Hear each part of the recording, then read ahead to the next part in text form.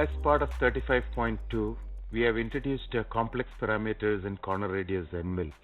So going into the corner radius, previously we used to have OD and corner and end. There were only two separations between OD, corner, and face, whereas now we have all three, so you can have better control of your corner and end and the end face, rather than just only having a transition from the OD to the end phase in the previous releases.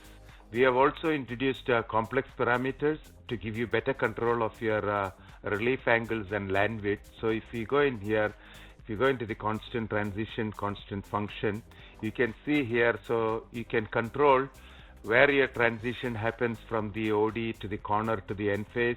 You can also have complex parameters at the same time for the land width as well, and the relief, primary, etc.